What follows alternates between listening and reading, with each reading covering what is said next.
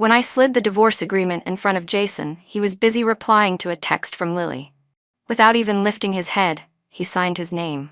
My nails tapped crisply against the solid wood desk. "While I can still talk to you calmly," I said. Only then did Jason look up. His gaze swept from my new Valentino heels to my Birkin bag, both of which I bought myself. He suddenly smiled, that same effortless smile I'd seen for 20 years. He casually spun his wedding ring around his finger and said, "Just because I came back early to accompany Lily for a checkup. Her hemoglobin was 6, she needed urgent treatment." I cut him off, pulled a medical report from my bag, and slapped it onto the table. "Funny, the records I found show it was between 8 and 9, just ordinary anemia." His expression finally shifted. I knew that subtle micro-expression all too well. His jaw tightened for exactly half a second. That was always his tell when someone caught him lying. The last time I saw that was at our wedding, when Lily accidentally spilled red wine on my dress. "You investigated her?" His tone dropped cold, like he was conducting an interrogation. "You really investigated her?" I laughed out loud. "Don't forget, Mr. Miller, you're the biggest shareholder of Central Hospital." Jason shot to his feet so fast his tailored suit grazed the edge of the desk. The movement reminded me of last year's board meeting, how he stood up just like that to block a toast meant for me. I thought he looked so charming then. Now I realize that toast was meant for the seat where Lily should have been sitting. The office door suddenly burst open. Lily walked in, wearing the latest runway collection. Funny, this was the same dress I saw being altered at last month's brand salon. "Jason," she said sweetly, her voice dripping with honey, "the clinic is rushing us." I grabbed my bag and turned to leave, but a cold hand grabbed my wrist. The diamond on Lily's finger jabbed into my skin. It was cut in the traditional Miller family style, painfully recognizable. "Anna," she said, her eyes glistening with tears, "there's really nothing between me and Jason." I slowly pulled my hand away and plucked a short hair from his shoulder. "I personally styled his hair this morning before he left," I said with a smile, flicking the strand away. "Next time you sneak around, remember to clean up." Jason suddenly grabbed my wrist. "Anna Miller," he said. I looked down at the hand that once held mine so tenderly, remembering how that same hand had comforted Lily over the phone last night, telling her not to be afraid of the blood draw. How ironic. I was hospitalized last weekend for bleeding, and he hadn't even looked at my file. "Oh, right?" I shook him off and pulled a velvet box from my bag, tossing it onto the table. "Your precious family heirloom." The emerald ring inside hit the edge of the table with a sharp clink, just like my 20 years of devotion. It shattered clean and final. As the elevator doors closed, I heard Lily's sobbing. "It's all my fault." Through the narrowing gap, I saw Jason bending down to pick up the ring. There was a faint coffee stain on the back of his suit, left from the last cup I ever made for him. My phone buzzed inside my bag. It was a call from interrogation. I unlocked it, opened the window, and tossed the phone out. From the 38th floor, the fall was more than enough to shatter every last piece of youthful delusion. As I stepped out of the building, the sunlight was perfect. 20 years of growing up together, 5 years of marriage. I touched the empty space on my ring finger and suddenly laughed. Turns out, even the air after leaving him still carried the scent of that fading cup of coffee. When I shut down my computer, the city outside had already lit up. I rubbed my sore neck as the neon lights of the CBD came alive. The entire city had entered night mode. I unlocked my phone. The first post in my feed was from Lily. Another checkup for anemia again. The photo showed a hand wearing a wedding ring I knew too well. Just last week I had personally trimmed the nails on that hand. I smirked, my finger paused on the screen for 2 seconds before I firmly swiped it away. A message from 7 hours ago still sat quietly in my notification bar. "Dinner tonight at Red Grape Hotel. Let's eat together." How amusing. He had just taken his beloved to a checkup, and now he remembered to have dinner with me. That French restaurant used to be his go-to spot to win me over. I opened interrogation's profile, tapped block without hesitation. The crisp ding from my phone sounded like the final punctuation mark to this entire relationship. The photo frame on my desk still displayed our wedding picture. I turned it face down and picked up my coat, ready to leave. Just then, my assistant knocked and entered. "Miss Miller, Would you like me to reserve dinner for you tonight? No need, I said, grabbing my bag and heading to the elevator. Jason was supposed to have dinner with his parents tonight. When I opened the front door to my parents' house, the crystal chandelier in the living room was glaringly bright. My mom put down her teacup, frowning slightly. Why do you look so pale? Did you have a fight with Jason? Just work, I replied. Too much going on, and I haven't rested well. I kicked off my heels and stepped barefoot onto the cold hardwood floor. My dad looked up from his finance magazine. Hire a few more assistants. Jason's quick and efficient, you should learn from him. I paused with the teacup in my hand. Mom, Dad, Jason and I are getting a divorce. The porcelain cup clinked sharply against the tray. My father slammed his magazine shut. He bullied you, didn't he? I'll speak to the Miller family right now. It's not about who's right or wrong, I interrupted. It's just... His eyes narrowed. Business is business. The partnership between our families won't be affected. My mother took my hand. Her palm was warm and dry, reminding me of when I scraped my knee as a child, and she'd gently hold my hand and say, "It doesn't hurt." Have you really thought it through? My dad asked with a long sigh. My phone buzzed. A message from my best friend Sophie. Blue Bay Gala tonight. That German investor you wanted to meet just arrived. I stood up, grabbing my bag. At the doorway I turned and gave them a faint smile. Don't worry, I know what I'm doing. My mom pressed a piece of almond brittle into my hand. Don't overdo it. As the night breeze brushed my cheek, I took a bite of the brittle. The sweet, buttery taste melted on my tongue. Turns out, in a world without Jason, even the night wind felt free. At the Blue Bay Gala, the crystal chandeliers scattered shards of light across the room. I had just popped a French fry into my mouth when I heard a familiar teasing voice from the booth next to mine. Young Master Miller's out partying, but still glued to his phone? Another voice chimed in, slick and mocking. Which lucky lady is our dear Jason personally sweet-talking tonight? Who else? Jason's voice answered, indulgent and tinged with helpless affection. That little firecracker at home, Miss Anna Miller, she's got quite the temper. A third voice snorted. What'd you do this time? Jason replied. I cut my Italy trip short to take Lily to her checkup. His glass clinked lightly against the table. Her hemoglobin was down to 6. Oh, please. The man dragged his words sarcastically. If you ask me, Lily would make the better wife, gentle, considerate. I picked up my champagne and turned to leave. My heels clicked crisply against the marble floor. Anna. Sophie rushed over. The German investor is waiting for you in the VIP lounge. The chandeliers above cast shifting lights onto the champagne glass in my hand. I had just taken a sip when I heard an exaggerated gasp behind me. Oh my God, I'm so sorry. Lily stood there, having spilled red wine straight onto my Valentino evening gown. The deep red spread quickly across the silver-gray silk. She covered her mouth in panic, her eyes welling up with tears in an instant. Sophie stepped in swiftly. Miss Lily, Anna is currently meeting a German investor. I really didn't mean to, Lily said suddenly, raising her voice just enough to draw attention. Her tears fell right on cue. Don't rich people like you always carry backup gowns? Just change into another one. I stared coldly at her performance. Red wine trickled down my gown and onto my Jimmy Choos. Miss Lily, I said calmly, first of all, having a backup dress is my personal habit, not an obligation. Second, is this how you rich people bully others? She cut me off, her voice trembling. So I accidentally spilled a little wine and you're going to be this aggressive? She glanced around, successfully drawing even more attention.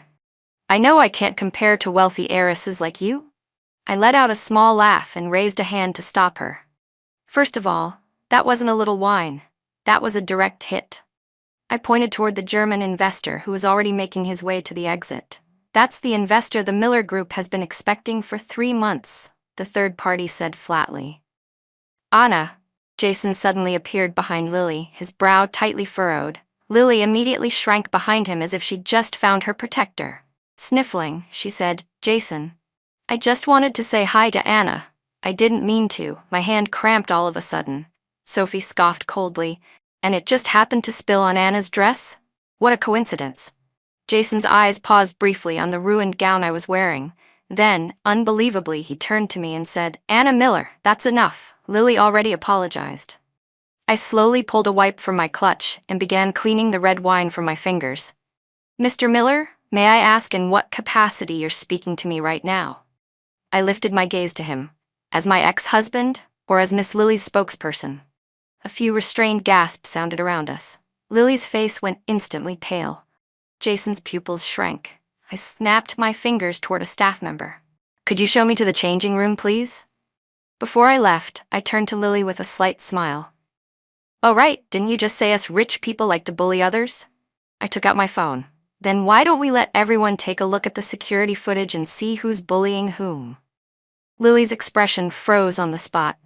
I turned with elegance, leaving behind a stir of whispers and surprise. Red wine was still dripping from my gown, but my steps didn't falter in the slightest. I didn't do it on purpose, Lily murmured, head lowered, her voice barely audible. We're all friends. It's not that big of a deal. Sophie laughed aloud. Not a big deal? Anna's been working with this German investor for 3 months. This deal involves hundreds of millions in overseas acquisitions for the Miller Group, so yeah, I'd say it is a big deal. Jason suddenly grabbed my wrist. I noticed the slight crease in his brow and a flash of panic in his eyes. I know class personally. I can help you reschedule. I shook his hand off and let out a cold laugh. And, what's your so-called friendship worth, Mr. Miller? How about this? Sign a $100 million personal guarantee agreement right now. He softened his tone and moved closer. The investor didn't storm off. We can set another meeting later. My gaze shifted to Lily. Don't drag innocent people into our issues, I nearly laughed. What is this investor your family's servant now?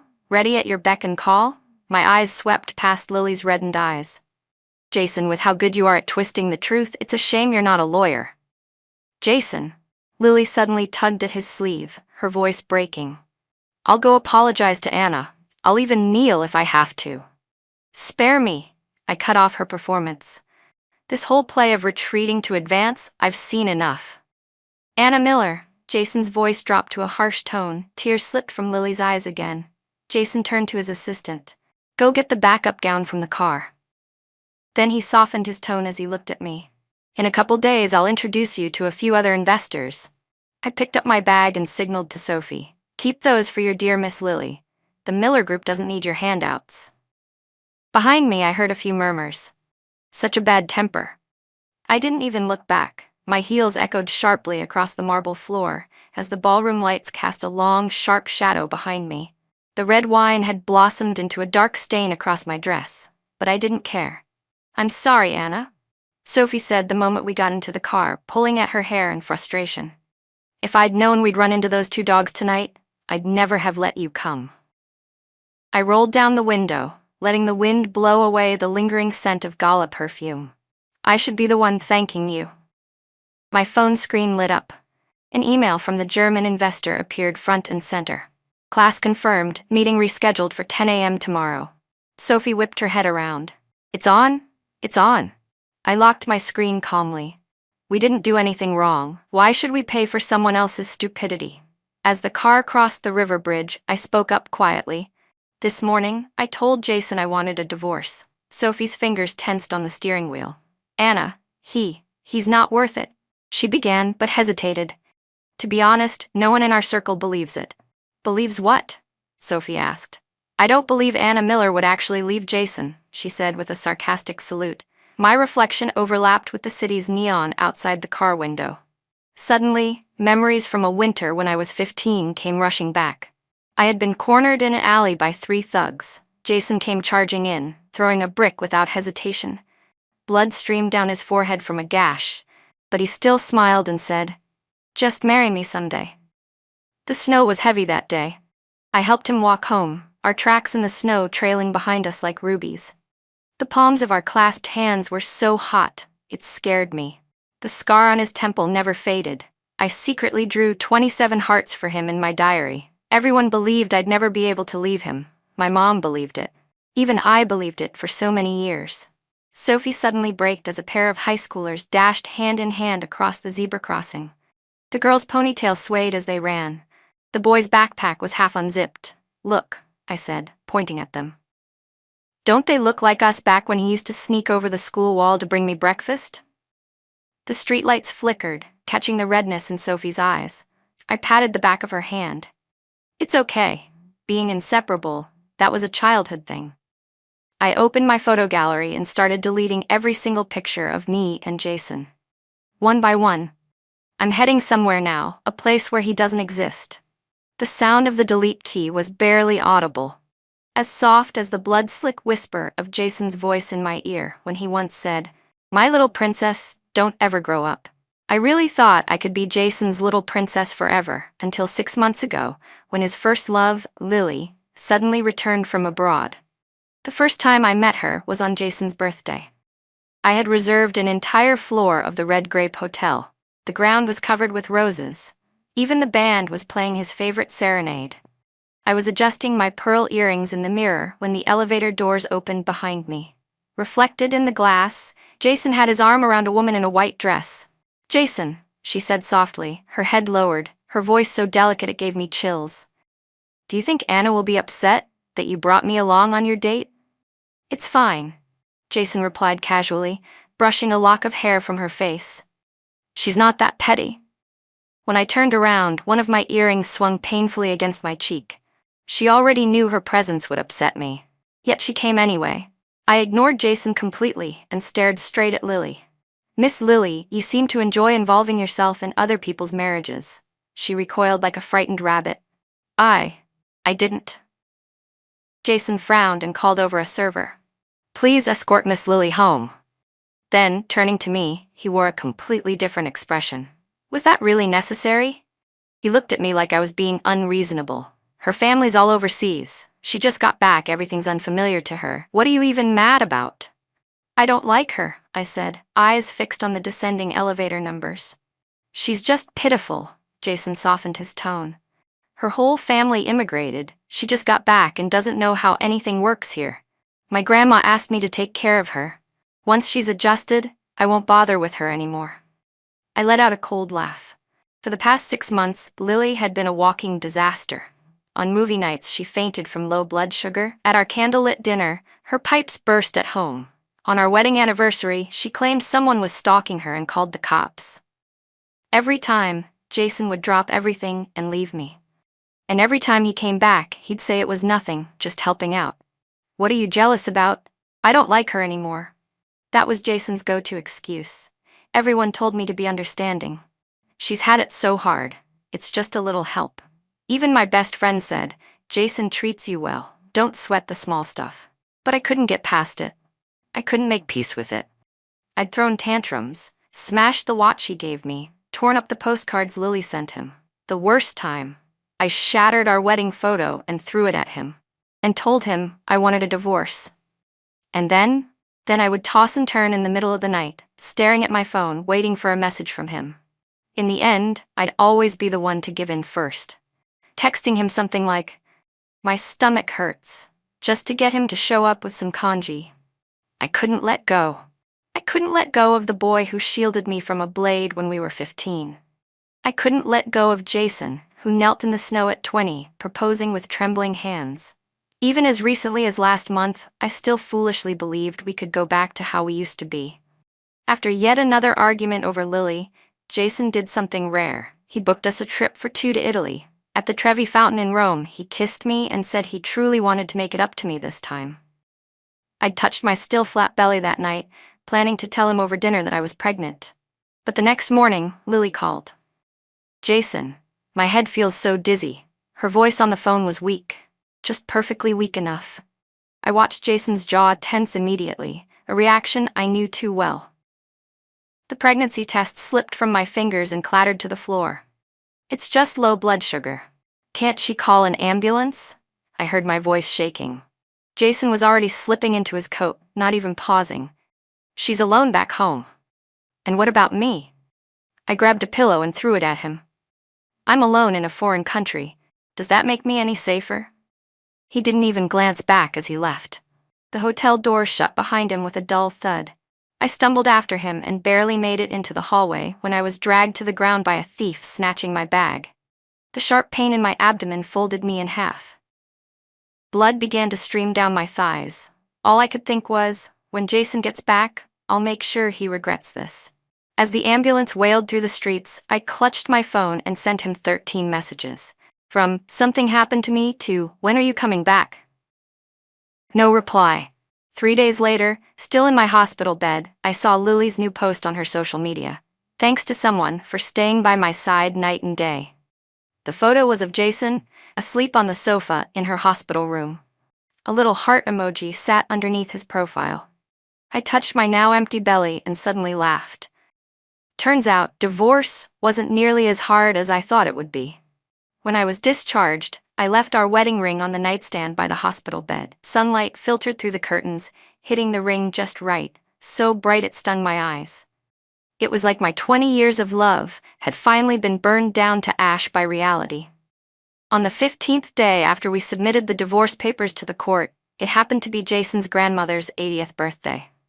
I chose a Chanel haute couture suit and swapped my diamond studs for simple pearl earrings. Respectful, but with a message. After all, the Millers in my family were longtime friends, and Grandma Miller had always treated me like her own granddaughter. I owed her that much. At the banquet hall entrance, I was holding my father's arm when I came face to face with Jason and Lily, walking gracefully together. Lily was wearing a gown I had seen at Paris Fashion Week last year. Her fingers clung to Jason's arm like a snake. "Anna." Jason's eyes landed on my bare ring finger. I nodded slightly and walked straight toward the main table. Behind me, I heard Lily's syrupy voice. "Jason, do you think Grandma will like the jade piece I picked out for her?" When it came time to sit, Jason deliberately pushed aside my cousin and sat right next to me. That familiar blend of sandalwood and whiskey clung to him. Under the table, his warm palm covered the back of my hand.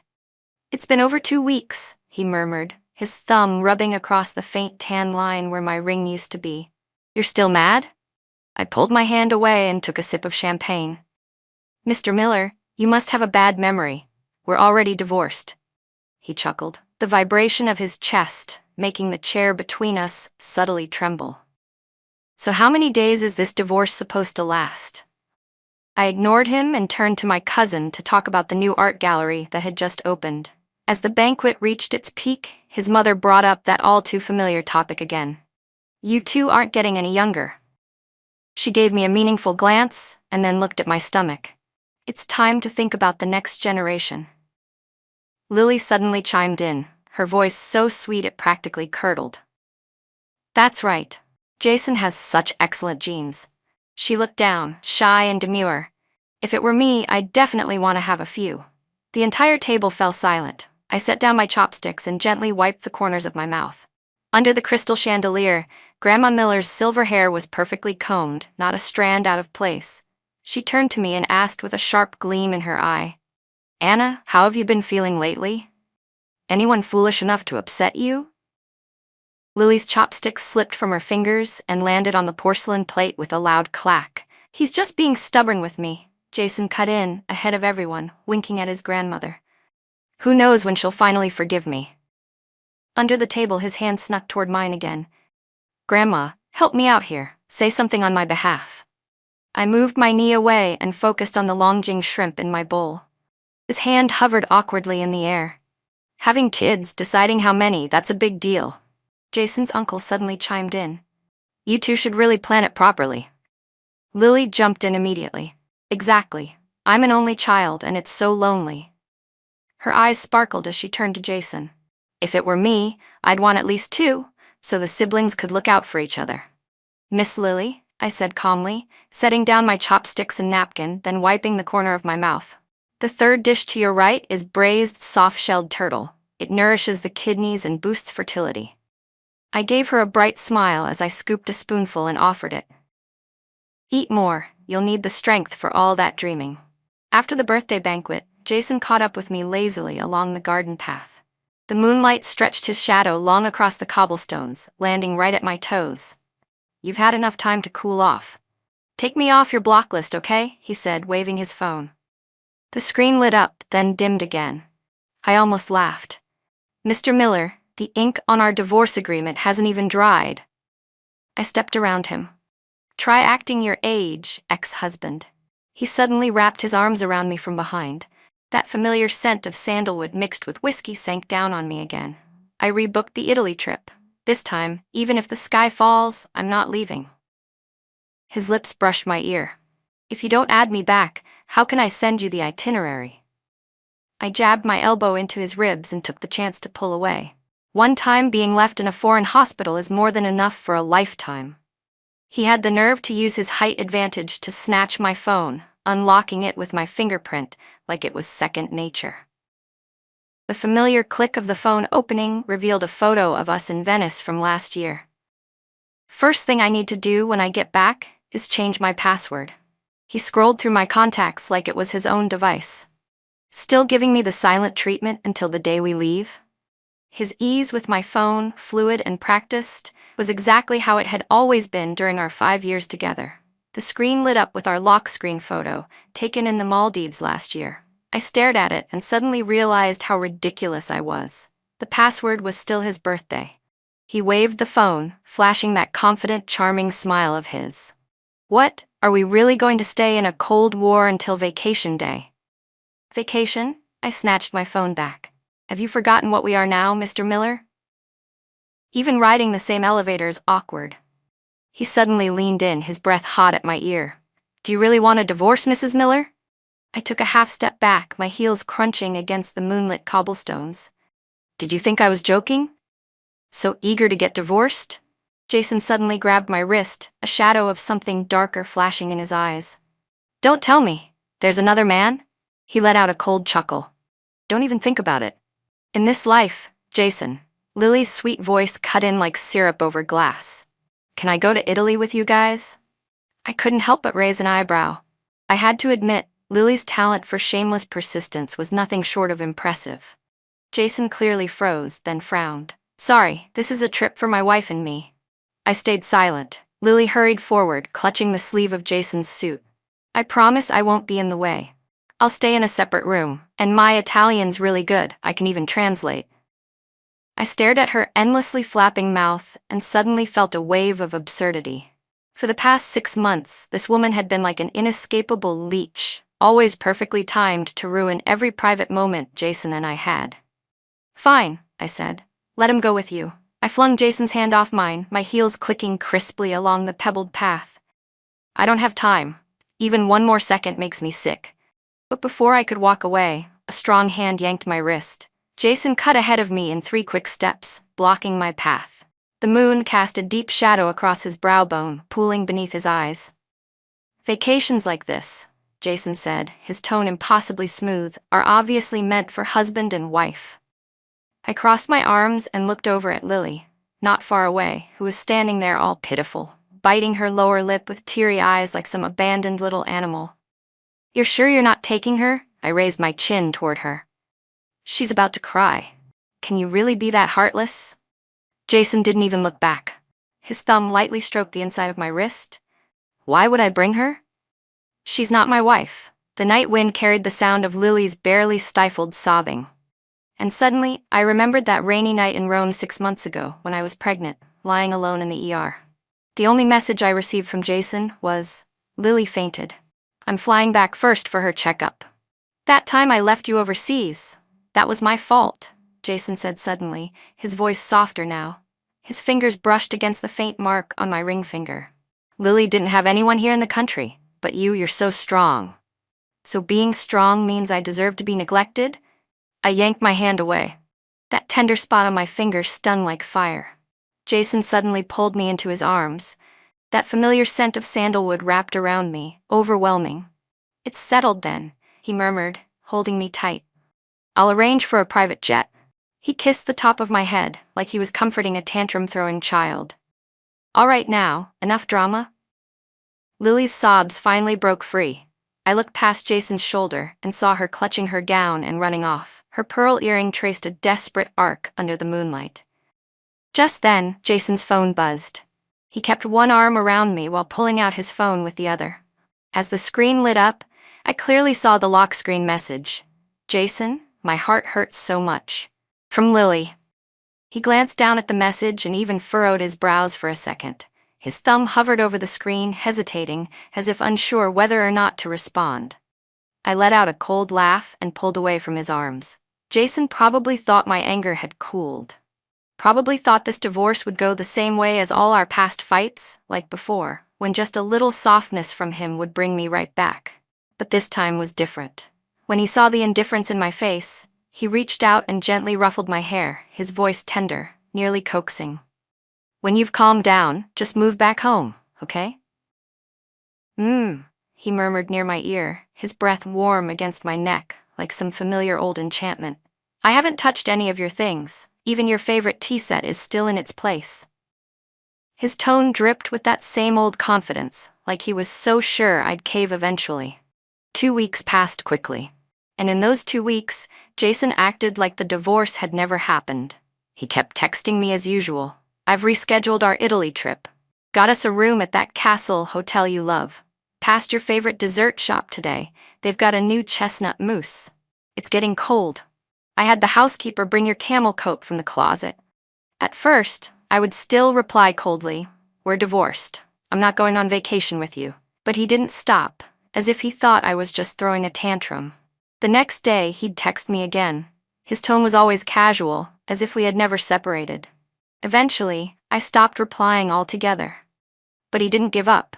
If I didn't respond, he'd keep sending messages, sometimes even dropping a voice message in the middle of the night. His voice would come through low and raspy, with a hint of amusement. "What, I'm not even worth a little now, ex-husband?"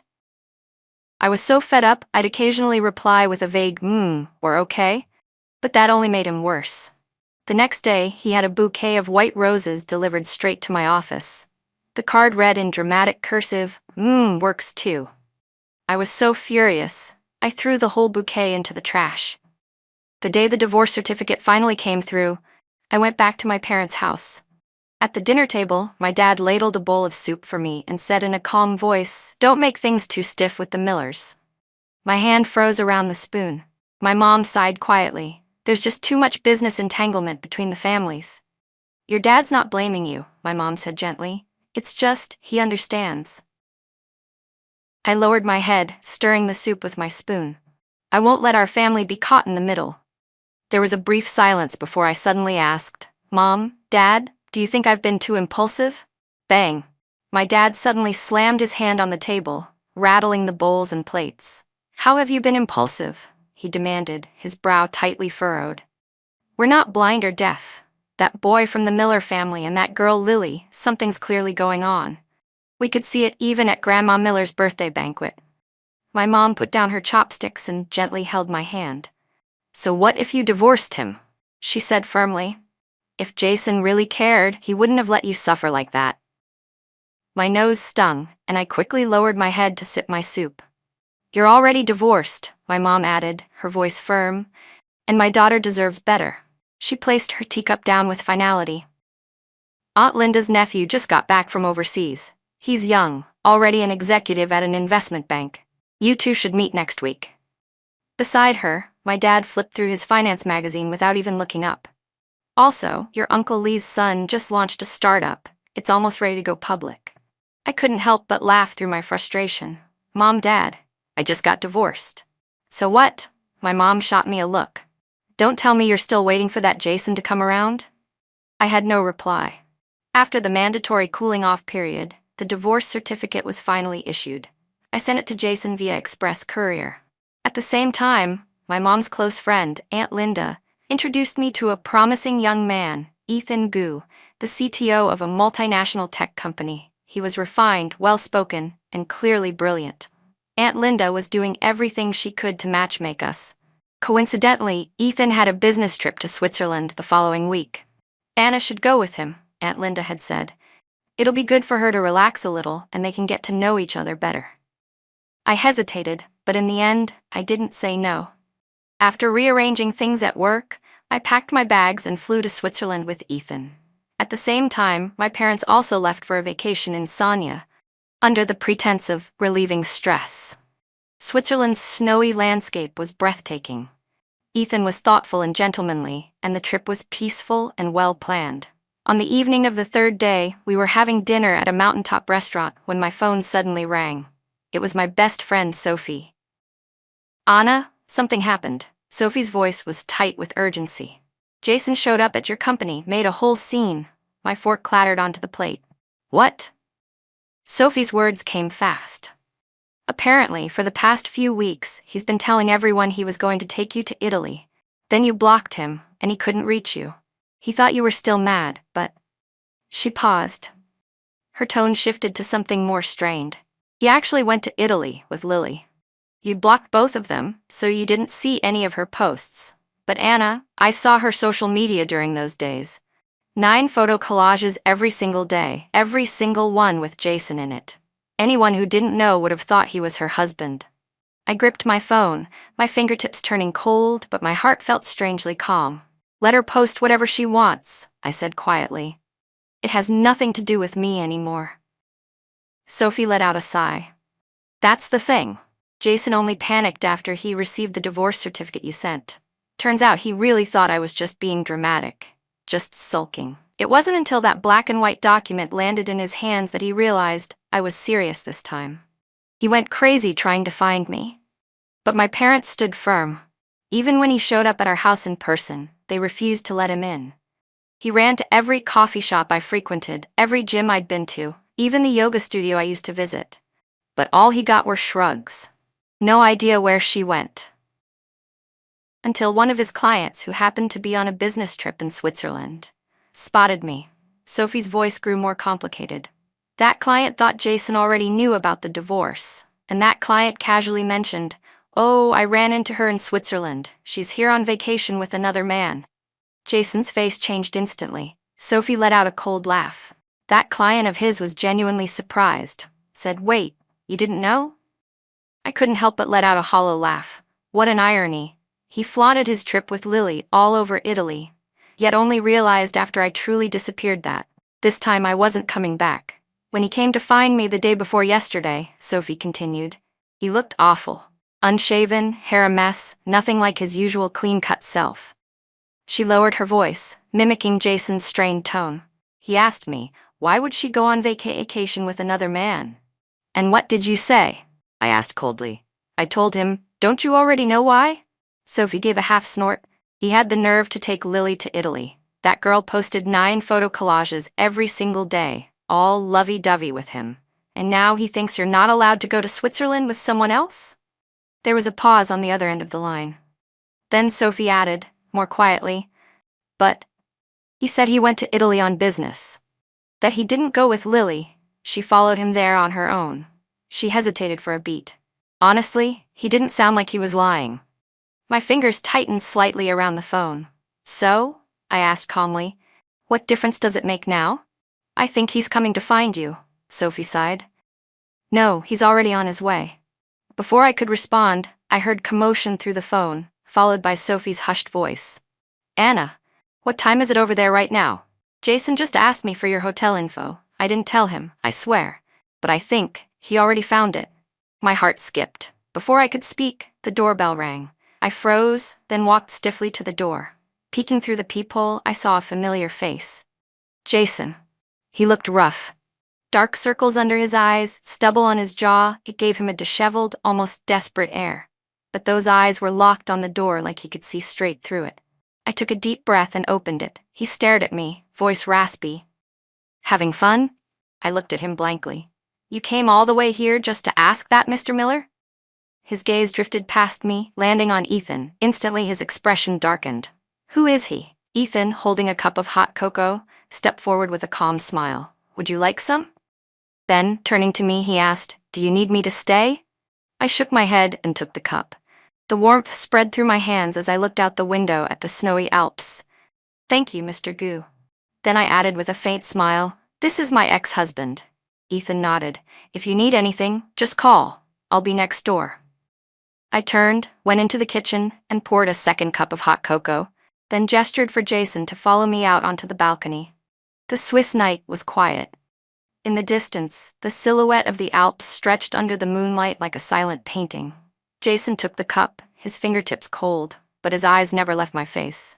"I need an explanation," he said quietly. "We're divorced," I stated, calm and matter of fact. He looked at me, stunned. There was a flicker of disbelief in his eyes. "Just because I left you in Italy?" I took a sip of cocoa, its sweetness spreading on my tongue. "Let's go with that," I said lightly. His grip tightened around the cup, knuckles turning white. "How could you be so heartless?" he asked, voice taut. "Just throw away years of marriage like it meant nothing?" Then, lower. "What exactly was I to you?" "My ex-husband," I said. I looked up at him, the corners of my lips lifting ever so slightly. "Since you're my ex-husband, what I do with another man has nothing to do with you, does it?" He shot to his feet. The cup in his hand slammed against the table with a sharp thud. "Why?" he demanded, eyes fixed on me. "You've fallen for someone else? That man just now?" I let out a soft, bitter laugh. "Jason, you've spent too much time around Lily. You've started projecting your own filth onto everyone else." The night breeze brushed past us as his expression slowly hardened. I stood as well. "When you were parading Lily around in public, did you ever stop to ask yourself what you were turning me into?" I looked him in the eye. "And now you show up asking questions? Don't you think it's a little late for that?" I turned, about to head back inside, but he suddenly grabbed my arm. The force nearly threw me off balance. 20 years of childhood together, 5 years of marriage. His voice was hoarse, unrecognizable. His eyes were bloodshot. "All because I left you in Italy. You want a divorce?" His fingers clamped tightly around my wrist, like if he let go, I'd disappear for good. "What am I to you?" he asked through clenched teeth, every word dragged out as if it were being torn from his chest. "Am I just someone you can toss away when it's convenient? Call back whenever you want?" His voice trembled now. "Do you even have a heart? Do you have any idea how much I was looking forward to that trip to Italy?" His breathing turned ragged. "Do you know how much I planned for it?" His eyes glistened, like a child both furious and wounded. "I thought, after we made up, we'd try for a baby. Finally settle down and live like a real couple again." He laughed, self-mocking. "I even started designing the nursery." His eyes were so red, so raw, as he stared at me like he wanted to memorize my face, carve it into his bones. "I was such an idiot, planning out our whole future," he whispered. "And you, had you already decided to leave me? Was playing me part of the fun?" His voice cracked, and behind his gaze swirled a storm of hurt and barely restrained fury. I looked at him quietly, saying nothing. The morning sunlight hit his face, illuminating every detail: furrowed brows, bloodshot eyes, trembling lips. That once impenetrable, ever-confident face now looked nothing but broken and lost. I turned around and gently set the now cold cocoa back on the table. The ceramic cup met the glass surface with a soft clink. "Jason," I said with my back to him, voice low, "do you know why I stayed in Italy for a whole week after you left me there?" He froze. The air around us went still. Even our breathing became painfully loud. I turned to face him and saw the color drain from his face. "I was pregnant," I said quietly, "and on the Spanish steps I was mugged. I lost the baby." His pupils contracted sharply. He stood frozen, as if nailed to the floor, unable to speak or move. "I had to go through surgery alone," I continued. "The nurse asked me if I had any family she should call. Do you know how desperate I felt at that moment?" His lips trembled, but no words came out. Outside the window, the Alps stood tall and silent beneath the moonlight, bearing witness to this long-overdue reckoning. I gazed out at the snowy peaks, watching the moonlight glint off the slopes like a cold, relentless glow. "I don't know when it started," I said softly, "but the boy who used to run only toward me, his eyes started seeing someone else." Jason stood frozen in place, his breathing shallow and shaky. "You left me alone in a movie theater because Lily got sick. When both she and I needed you, you chose to be with her." I let out a quiet laugh. "He used to freak out if I so much as caught a cold." His fingers dug deep into his palms, knuckles turning white. From his throat came a hoarse voice, choked with emotion. Anna, I cut him off, my tone unnervingly calm. "That moment you left me in Italy without looking back." I let go. His pupils shrank sharply, like he'd been hit square in the chest. He staggered a little, staring at me, disoriented. "So, after you came back from Italy, you were already planning to divorce me?" he asked, stunned, disbelief swirling in his eyes. I nodded slowly. "Yes." "You didn't even notice," I added with a faint smile. "I'd already moved everything back to my parents' house." His expression went completely blank, like the realization knocked the air out of him. No way," he murmured. I remember your clothes were still in the closet." Those were just a few old pieces I left behind on purpose, I said, meeting his eyes. I wanted to see how long it would take for you to notice. His face drained of color, inch by inch, as if he was finally beginning to understand. That day, he began, his voice cracked and broken, the day you came back from Italy. You were at the hospital with Lily, I finished for him, my lips curling into a bitter, almost amused smile. Even though you knew I never liked her. Jason suddenly lunged forward, grabbing my wrist again, his grip harsh and desperate. No, he said, voice trembling with panic. I never liked Lily. Anna, I was wrong. I didn't know what was going to happen that day. I looked at his tear-reddened eyes. The same eyes that once made my heart skip, now only held pain. Not every wound deserves forgiveness, I said quietly. I turned and pushed open the glass door to the balcony. Just like not every love lasts to the end. Ethan was standing inside, holding my coat. His gaze met mine, quiet, calm, steady. I walked toward him. Behind me, Jason's voice called out, raw and broken. Anna, but I didn't look back. The mountain wind swept in, carrying the cold of the snow-covered peaks with it. And just like that, everything between Jason and me was truly over. Later, Sophie told me that Jason sat in the hotel lobby in Switzerland all night. He didn't leave until the sun came up. As for me and Ethan, we continued our journey. We strolled through quaint towns beneath the snow-capped mountains, drank hot chocolate in cozy cafes, and watched the morning mist drift over the frozen lakes. Life finally returned to where it was meant to be. Peaceful, free. No more waiting, no more disappointment.